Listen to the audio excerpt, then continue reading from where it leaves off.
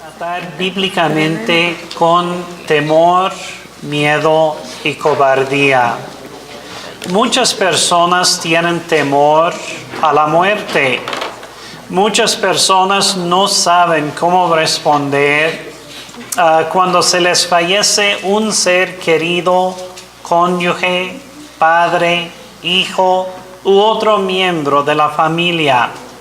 Muchos responden con pesar enfocado en el yo, con la negación de responsabilidades, la mala mayordomía en sus relaciones interpersonales y la cesación de actividades. Algunos responden de la misma manera frente a cualquier pérdida, entre comillas, que ellos perciben, y frente a la posibilidad de cualquier pérdida, entre comillas. Muchas veces, esas situaciones están acompañadas de fuertes sentimientos de desesperanza, desánimo, soledad, tristeza, preocupación y temor. La Escritura nos relata cómo respondieron Jesús y sus discípulos justo antes de la muerte de Jesús. Favor de leernos Marcos capítulo 14, versículos 32 y 33. Vinieron pues a un lugar que se llama Getsemaní y dijo a sus discípulos: Sentaos aquí, entre tanto que yo oro. Y tomó consigo a Pedro, a Jacobo y a Juan, y comenzó a entristecerse y angustiarse. Gracias. Esa es palabra de Dios.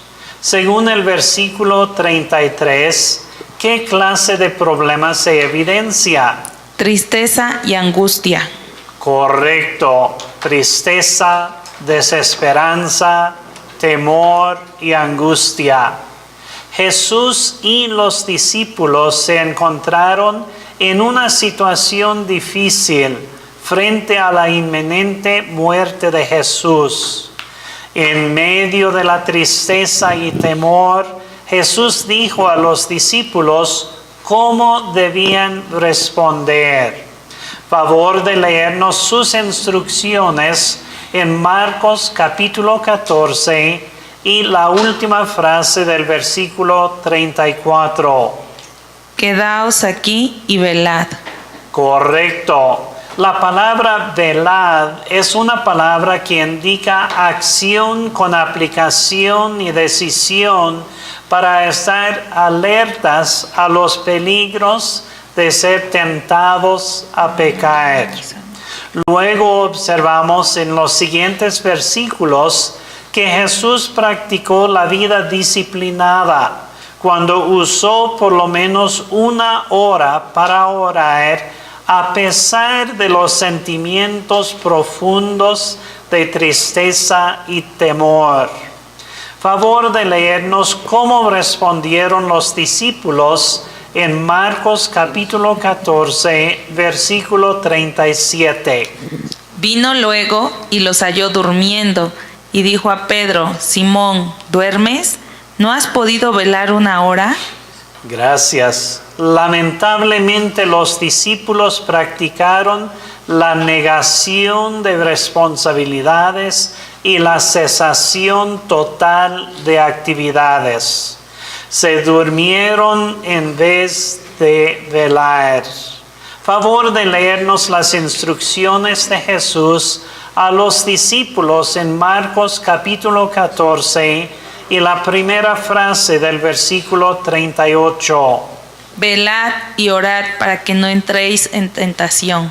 Correcto. Jesús recalca que deben estar alertas al peligro espiritual y que deben orar, reconociendo su dependencia en Dios y suplicando su ayuda. En el relato observamos que 3 veces Jesús les dio instrucciones a sus discípulos y que Jesús mismo se entregó a la oración y que los discípulos se durmieron. Esta historia nos asegura de que Dios guía e instruye a sus hijos y que es pecado no obedecer a través de la negación de responsabilidades y la cesación de actividades. Oremos.